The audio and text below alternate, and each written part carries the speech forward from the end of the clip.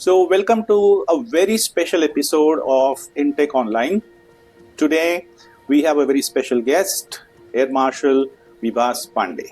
And today, we will be learning about fighter jets, technology behind it, and career options. So, welcome, sir. Thank you so much. Thanks a lot. Thank you for getting this platform. Our honor, sir. So, let's dive into the subject. So, airplane or jets is some subject which is very close to the heart of many people. People get fascinated. So what is the ecosystem around this airplane or fighter jets which keep the fighter jets going? You said it very rightly, actually. I think everyone is fascinated by the aircraft. And whenever an aircraft flies overhead, I don't think many people can resist the temptation of looking up and finding out as to which plane is flying Absolutely. overhead. So, if you are talking of ecosystem, broadly what meets the eye is actually the pilots and the controllers and maybe the designer somebody may think of as to who has done it, and obviously the maintenance. But the Right. ecosystem varies widely between the commercial airlines or commercial thing and what we do in Indian Air Force. So, what I just said actually is what meets the eye for a common person. But as it happens in a movie, there are a lot many people who are working behind the scene. The many playback singers who make sure that the sound which is produced is finally melodious. So, but we will start with firstly the pilots, because a flying aircraft is the one which draws everybody's attention, and it is also the most glamorous job, so to say, whether it's in Air Force or in the civil aviation. So they are the ones who take the aircraft to the sky and perform the missions.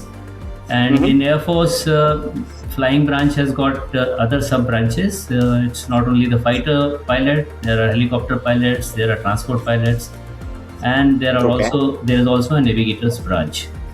So, so to ensure that aircraft, whether it's a military aircraft or a civil aircraft, flies safely in a designated area, that job is performed by the air traffic controller for both military and civil aviation. And when it comes to the specific fighter flying, we also have a special cadre called fighter controllers, which control fighter controllers, which control the fighter aircraft through the scope on which they see, and then they provide different vectors to the pilots for going in that particular direction or engaging the enemy aircraft or the so to say enemy aircraft during our practices. And in case of actual ops, they really direct them to the combat area. In order to make sure that especially the commercial flights are flying safely, the weather forecast has to be given. But weather forecast can only be given for the origin place and the designation, because unless you have a weather station in between, you generally don't get to see the weather forecast. So for that, there is a Met branch in Indian Air Force, and there is an IMD, meteorological department, which gives the forecast for that. Next most important aspect is the maintenance of aircraft. Any machinery, not only the aircraft, any machinery that you operate, you have to subject it to maintenance to make sure that it performs optimally. And aircraft is a very complex machine because there are very many systems which have to operate in unison and in the correct harmony with each other. So that aspect is undertaken by maintenance engineer. And maybe we'll come to the classification of maintenance engineers in a different at a different stage, or as we go across the discussion. But apart from just the maintenance on aircraft, there are many other things that have to happen on the aircraft. For example, you have to make sure that it is handled on ground properly. So there are, we call it GSE, ground support equipment and ground handling equipment that are used. Even those are maintained by the engineers. Then some components have to be withdrawn for their routine servicing, and they are taken to the specialist labs. We call it HABs or hanger attached bays, wherein this kind of activity happens. Okay. Now, in order to make sure that the hangar and the other infrastructure, for example, runway and tarmac and the power supply systems are, especially the commercial power supply, are kept up to date. We have a administrative branch in Air Force which takes care of all these requirements. They are responsible for creation and maintenance of infrastructure. Okay. And just the what I'm telling you is just in the broad sense, their responsibility extends much more than that. Much better. Then we also have a education branch which makes sure that each and every individual is trained for his respective branch and trade, so that they are fit to perform their duties, not only in the engineering branch but even other branches. Okay. And to make sure that everybody gets paid for the job that he has performed, we have accounts branch. Of course, Yeah. they need to get paid for. And last but not the least, in order to make sure that everybody performs at his best efficiency, both physical and mental, we also have a medical branch, and they make sure that everybody remains in the pink of their health, and they are able to do this duty properly. So this is in so many the things. ecosystem of Air Force. Okay. So I think there is a scope for everyone who is interested into something around airplanes. They do have a scope of making a career. Absolutely. So that's the bottom line. Absolutely. Right? Yeah. Okay. The second question is, we lots of times see that this fighter jet is fourth generation, fifth generation. In between there is something called 4.5. I don't know where it will go, whether it is 5.5 or 6. So what exactly is this generation of aircraft? So one thing which I mentioned when we were discussing ecosystem is that designers design the aircraft. Right. And these designers actually, once they have designed an aircraft, they don't sort of pause to admire their product. They continue to work on the systems, and that's how the evolution of aircraft happens. That generations that we talk of. Okay, but before we talk of the generation, I think it is better to give a little prelude of the evolution as to how the fighter aircraft came into being. Because if you, I mean, you are aware that the first heavier than air flight took place on 17 December 1903, the Kitty Hawk, which was flown by Wright brothers. Okay, correct. And as we have said and agreed to this fact that the aviation is one thing which intrigues everybody and or arouses the interest of each one. In less than a decade's time, in 1911, when the Italo-Turkish War broke out, in October 1911, the first aerial reconnaissance mission was undertaken by Italy over the Turkish troops. And on 1st November 1911, it's all one, so it's very easy to remember the date. 01/11/1911. So that was the day when the first, so to say, bombing happened, when an Italian pilot dropped a hand grenade on the Turkish forces from the aircraft. Oh, drop the hand grenade from the plane. Because that was the maximum that the aircraft could carry at that given time. Okay. And then through the World War I and World War II, the aviation evolved. In World War I, or the Great Wars as we call it, air power actually did not determine the outcome of war, but it witnessed deployment for photography and small-scale bombing during the period. But the real evolution of aviation, or the fighter aviation, happened during the Second World War, from 1939 to 45, wherein the aircraft also graduated from piston engine to jet engines. And Second World War was also responsible for creation of fighter aircraft to counter the effectiveness of strategic bombers that were being used by both sides. So the primary utilization of aircraft started for bombing purposes. So, but later on, the fighters were developed to counter these bomber aircraft. That's how the fighter aircraft came into being. Now, Okay. coming to the generation of fighter aircraft, there is actually no common consensus. If you go across the literature available, you will find that everybody defines the generation differently. But I think the most commonly accepted norm is to divide it in terms of decades, starting from 1940 onwards. Okay. So 19, if we take it into blocks of decades, then 1940 to 50 is the one which will correspond to first generation of fighters, which they when they entered the service. I And see. these were the simpler aircraft. They had straight wings, and generally they had no radars or no self protection systems.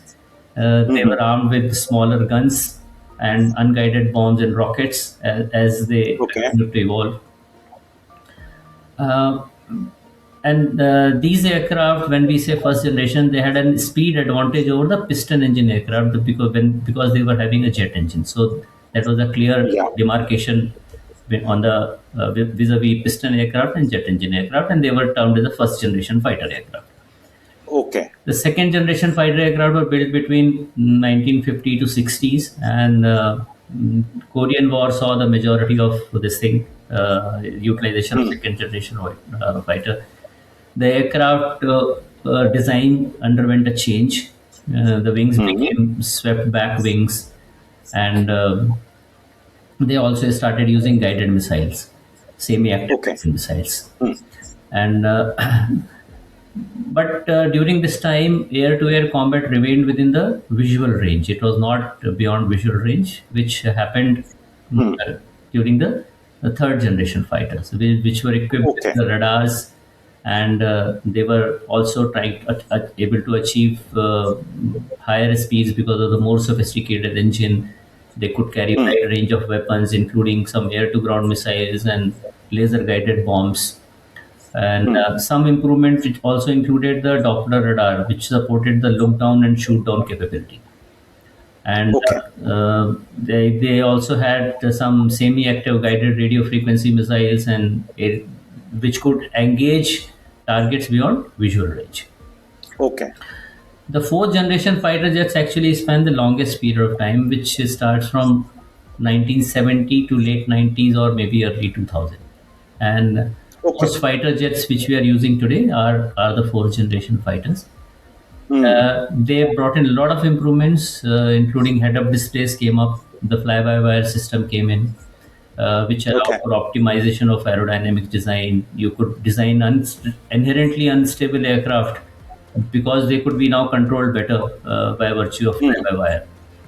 And these aircraft were also termed fourth generation for a reason that they could switch roles. They could undertake the bombing, they could engage themselves into aerial combat, they could undertake the reconnaissance missions. So multitude of functions could be performed by these aircraft. Then Okay. between 4 and 5th generation, there is a 4.5 generation, as you mentioned Yeah. during your query. 4.5. Yeah, Okay. so these are basically structurally the same as 4th generation aircraft, but they use an element of 5th generation. For example, they have a 5th generation technology in the form of EASA radar, or AESA as we call it, active What does it electronic mean, sir? scanned array. Okay. Okay, so this radar doesn't move its antenna. There are transceiver modules which generate the same scanning pattern as a moving antenna of erstwhile radar. Okay. Then they also had a better connectivity in terms of communication linkages. They also had reduced radar cross section. So, in short, these aircraft were sort of aerial supercomputers, while not being particularly stealthy. The stealth Okay. came in the 5th generation aircraft, and Okay. this whole thing was driven basically by the concept that if you can't run, better hide. So, Okay. That's a nice analogy. so stealth Okay. is basically depending on this philosophy that the better you can conceal yourself, the higher is your probability of remaining safe in flying. Okay. So So this is stealth in is broad what? the general Fourth classification. generation or fifth generation or in between? Pardon? Stealth is what? Fourth Stealth generation is or fifth primarily generation? 5th generation. It's a fifth generation. 5th generation aircraft. Yeah. So what's the technology behind stealth aircrafts? See, stealth is okay. As I said, if you can't run, you hide. So in order to hide, the simplest example which I can give you is of Mr. India movie, wherein the hero wears a bracelet and then he becomes invisible. So stealth technology actually gives aircraft a cloak, something similar to the bracelet, wherein you use certain techniques to make sure that the aircraft is not visible to a radar. Okay. Now, the first and foremost requirement of developing a stealth aircraft is that all the stealth feature that you think of, they have to be embedded at the design stage itself. Because if you want to introduce a stealth feature on a non-stealth design, then it becomes a little difficult to do the retrofitting of that. For example, stealth aircraft use a radar absorbent paints. So on an existing aircraft, if you want to apply the radar absorbent paint, then the weight may go beyond limit. So you'll have to compromise in terms of its payload or something like that.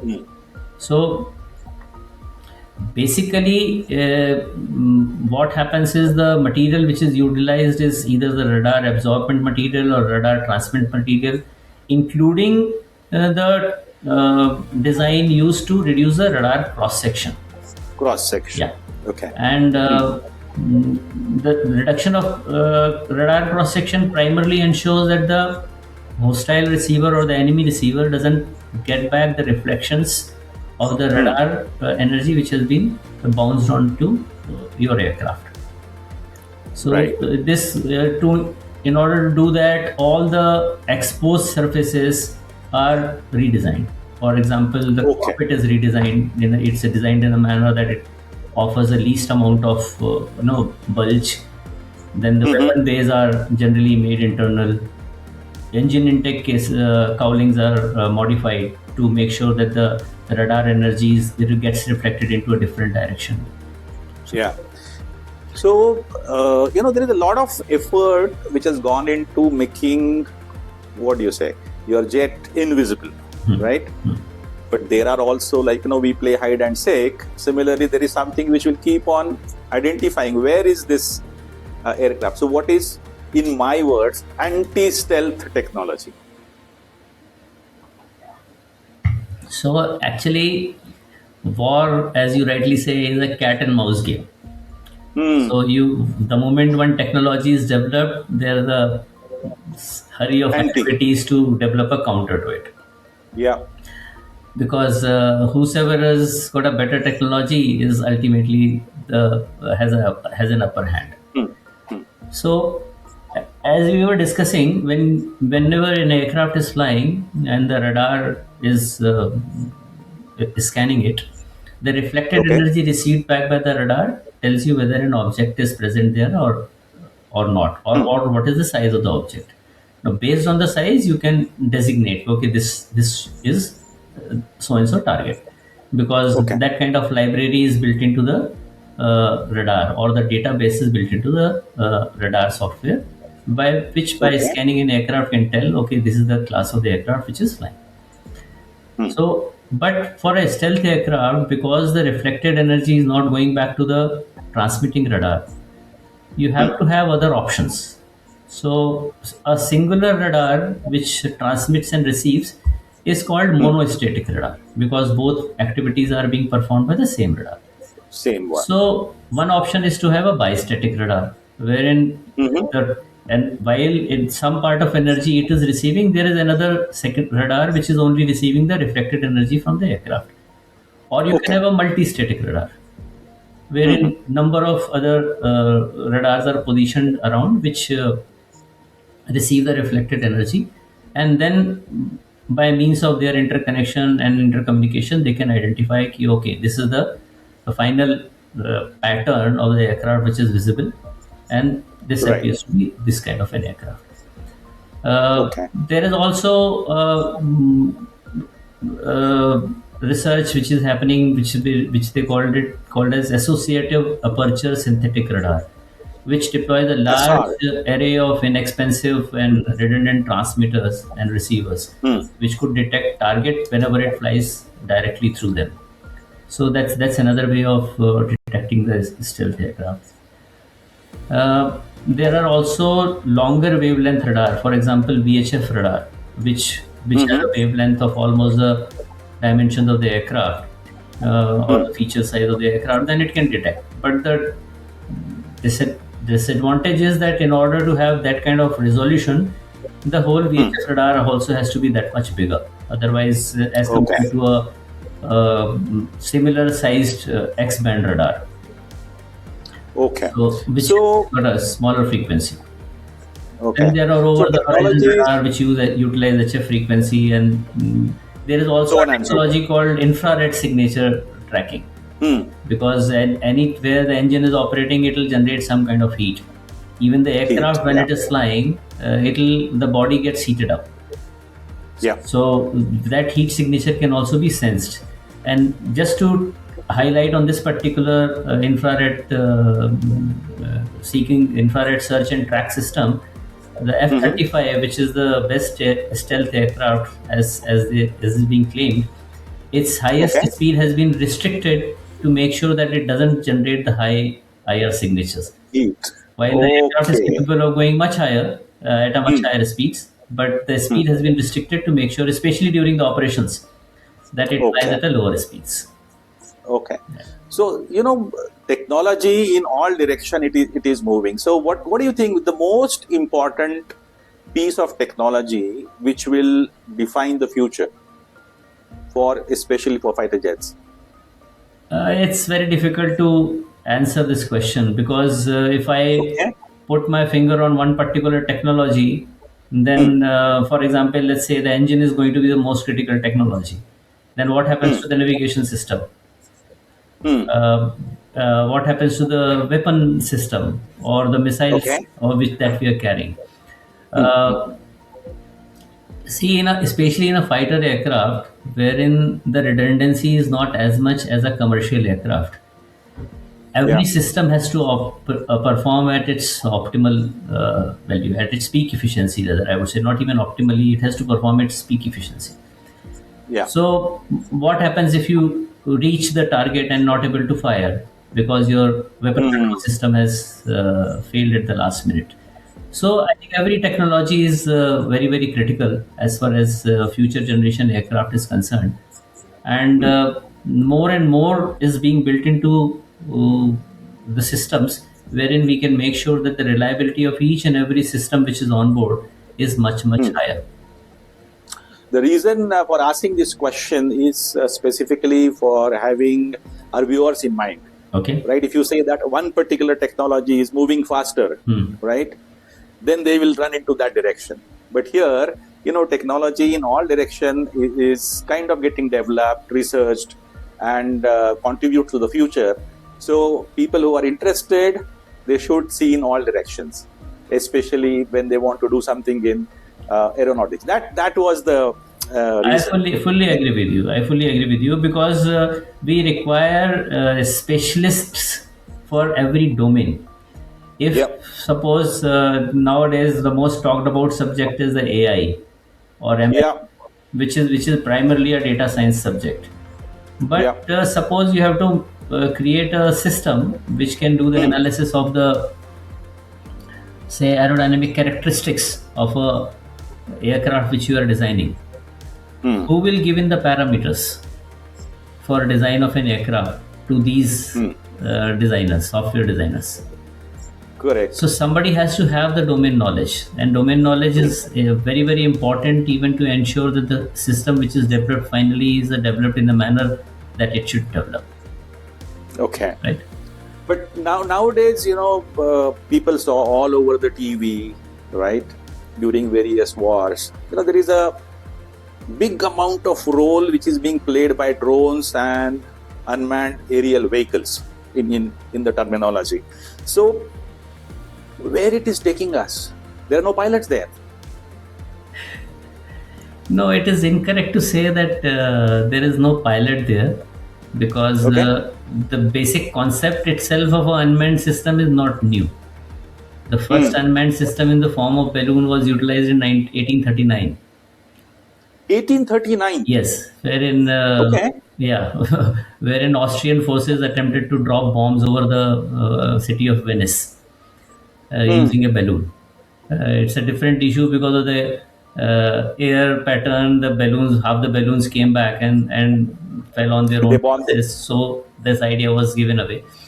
Mhm. And even in exactly 16 years after the Kitty Hawk flying, uh, US had developed a UAV and they produced a system called Ruston Proctor Aerial Target.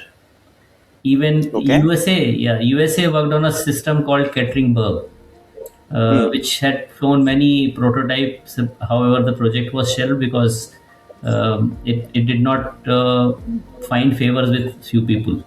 But Kettering-Berg was considered as a marvel of technology in 1918 because Okay. whatever technology was available at that given time, Kettering-Berg had it involved each and every technology for navigation. For even they had installed a very first engine which could be controlled remotely. So, but Okay. yes, over a period of time, unmanned systems have become more and more reliable. But if you say that the man in the loop has been done away with, it is not the case. The modern UAVs can. But the balance is shifting. The Yeah, balance is shifting, focus is is it? shifting because it is so much easier to operate it. They are so much cheaper to operate on. Okay. Loss of a system does not involve the loss of a life. So Right. it has become a preferred, and mm, the economical this thing edge that it offers is much more as compared to a fighter aircraft. But if you think that the man in loop or the man behind the machine can be done away with, I don't think that is going to happen. Is not in near future, Not, right?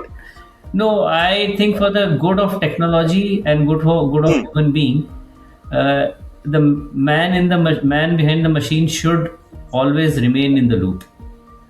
Okay. Even today, in case of a contingency of a say medium altitude long endurance UAV, you have to have a person in loop. Even Yeah. for a cheaper drone which has to go from place A to place B, somebody has to design the path. Path. Correct. Somebody has to design as to how it is going to acquire the target.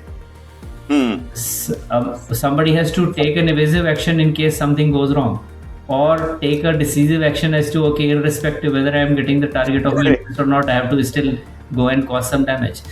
So man is I was making a case, Air Marshal, for the people who love computer games, right? yeah And I probably use a terminology called digital pilots. yeah Okay, when they can sit remotely and just like computer games, they can do it. So, what is the role that digital pilots have in the Air Force, and what academic background they should have if they really want to get into this field?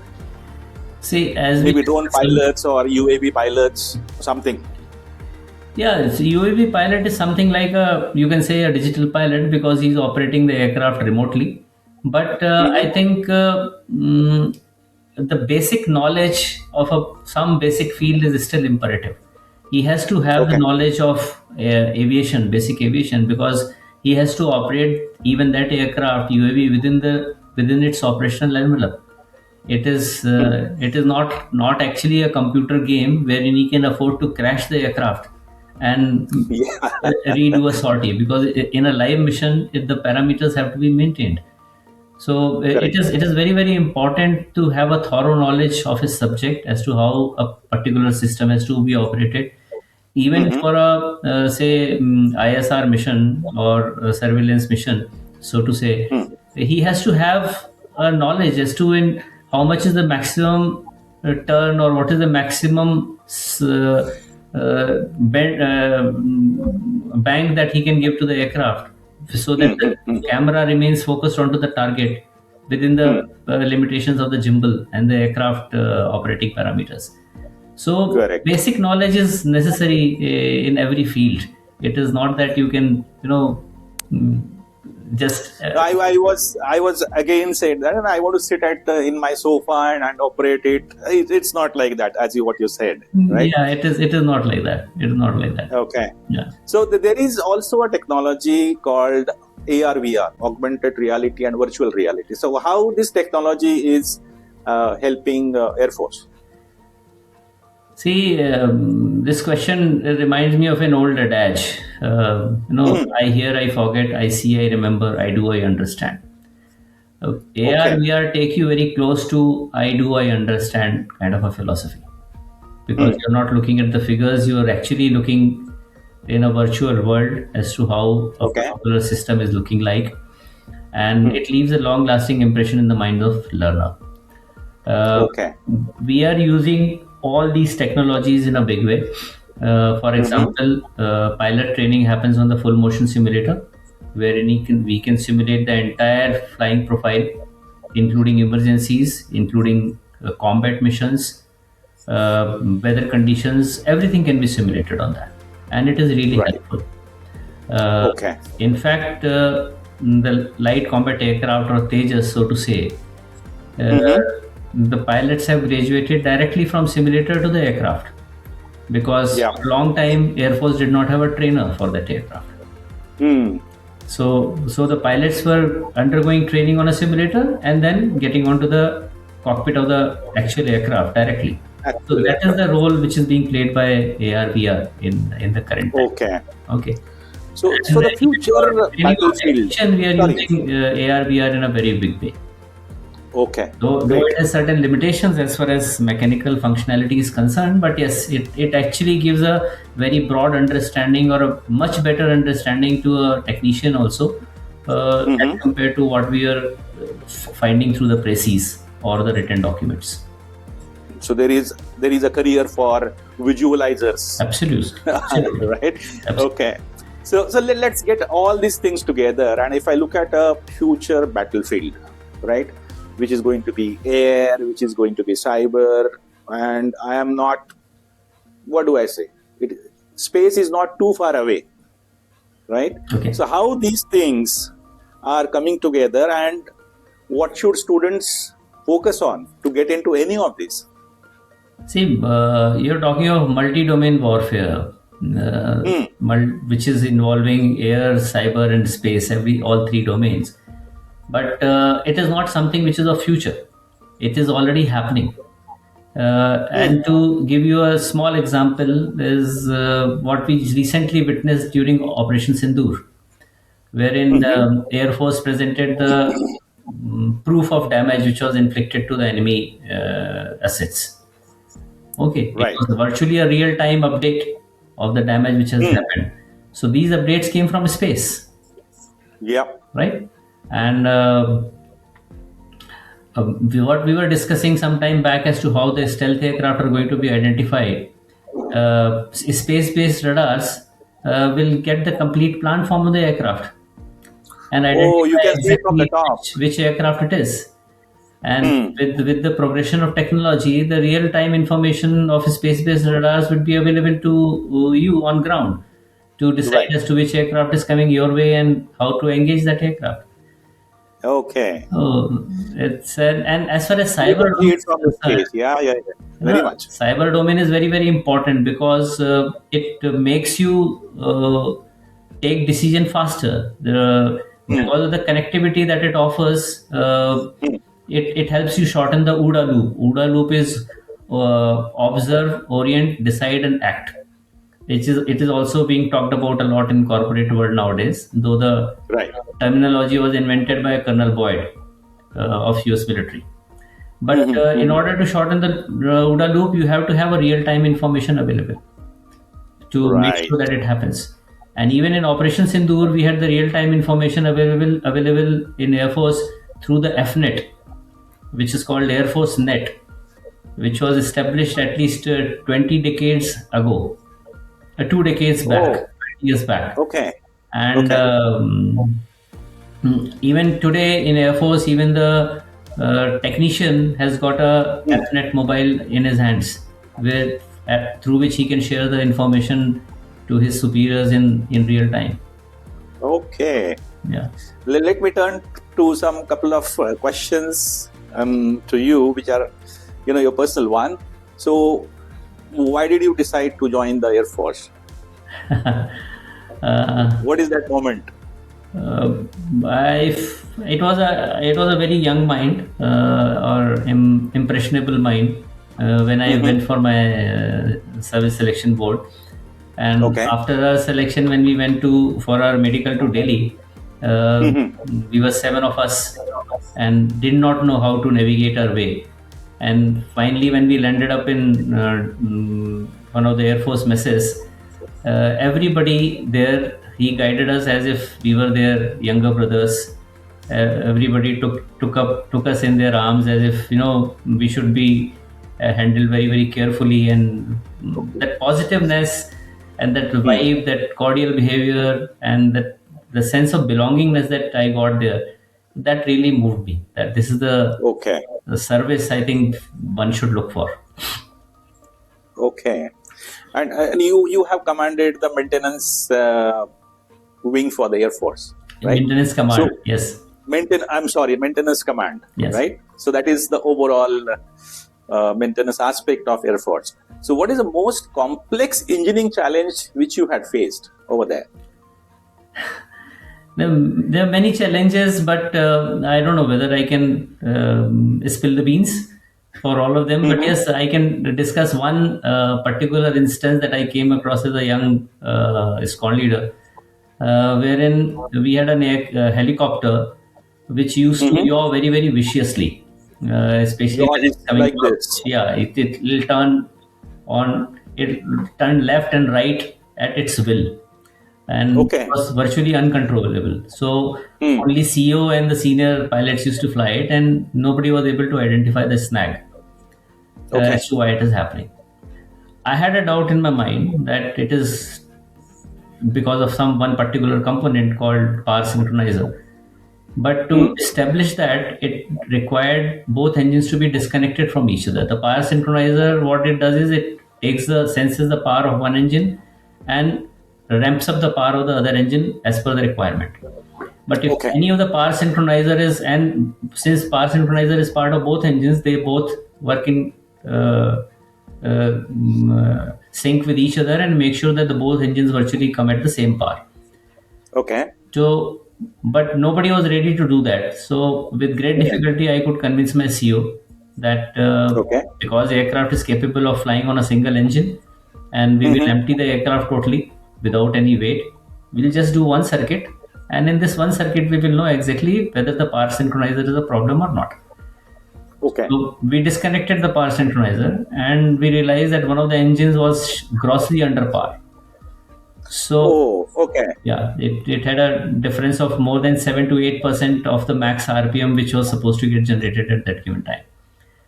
So that was the reason that when one engine tries to increase the power of other engine, the higher power generates a different torque, so it yaws in different direction.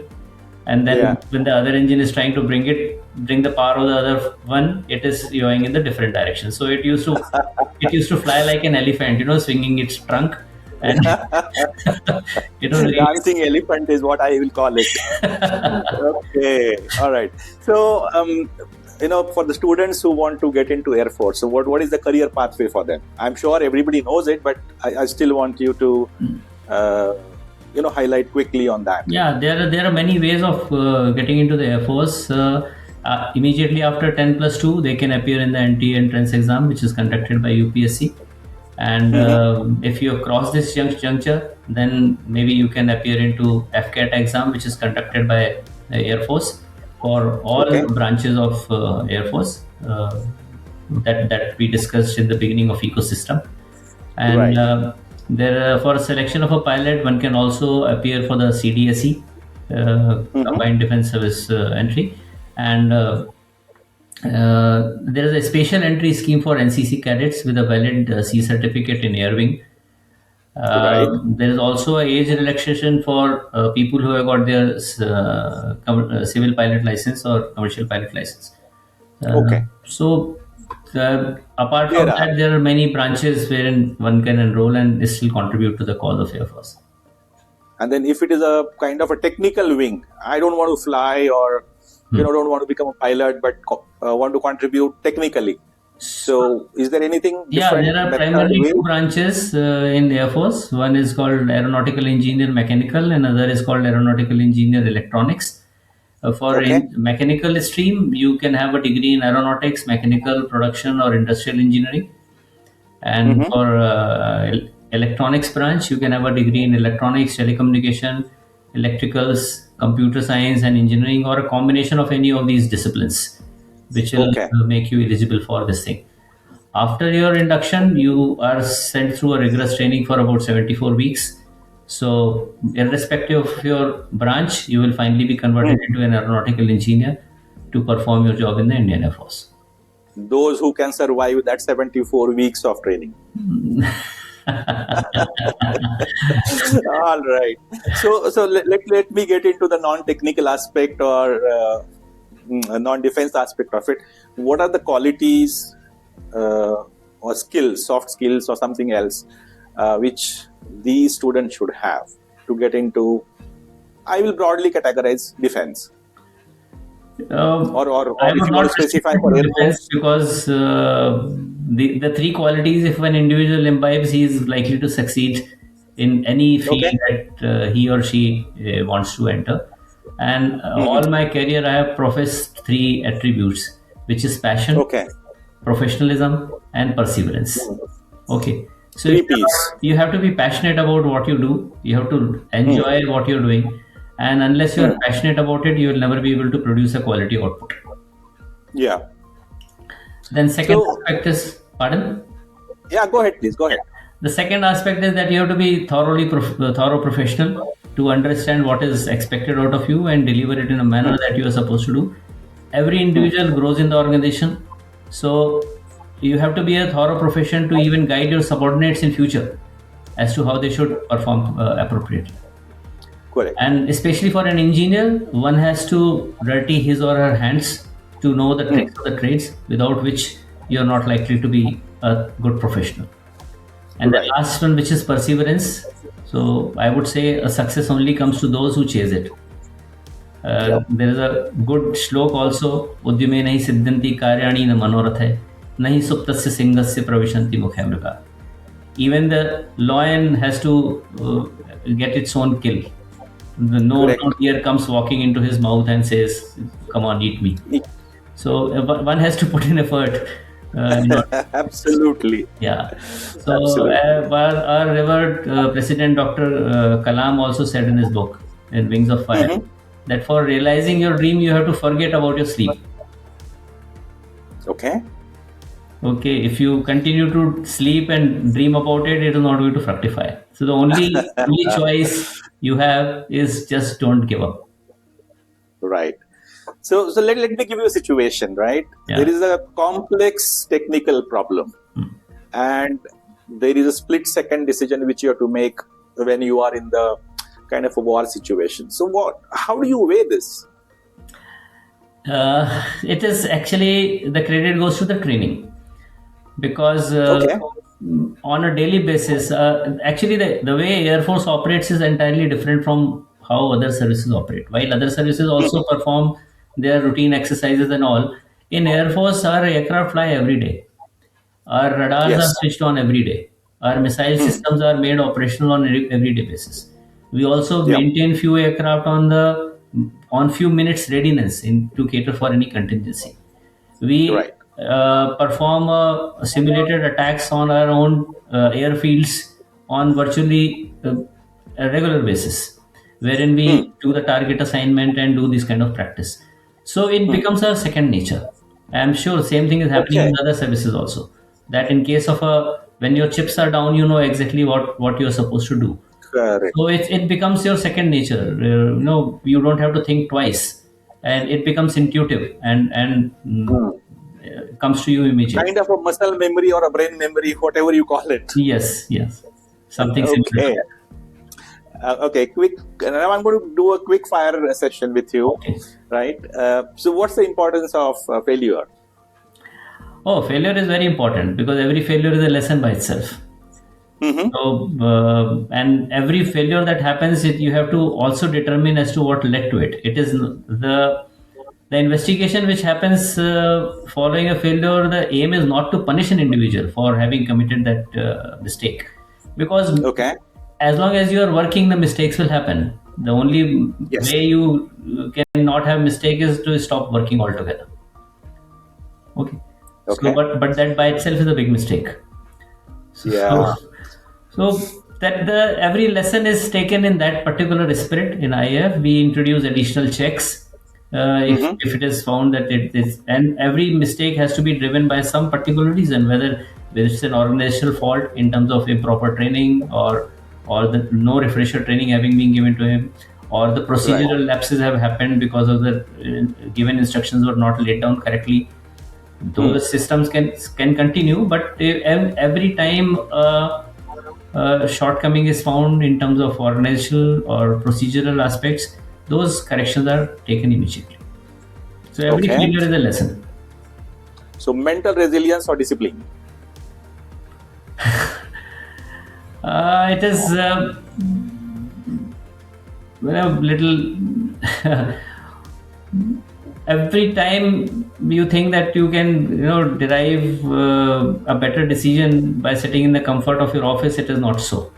You have to practice it, and only the practice makes a man perfect. So one has to work hard towards it. A quick decision has to be arrived with by quickly weighing the pros and cons, and you will know the pros and cons only if you are as I said, one of the attributes, if you are a good professional. So you have to know Okay. your chips as to how many are there and how are they spread. How you're counting it? Yeah. Right. Okay.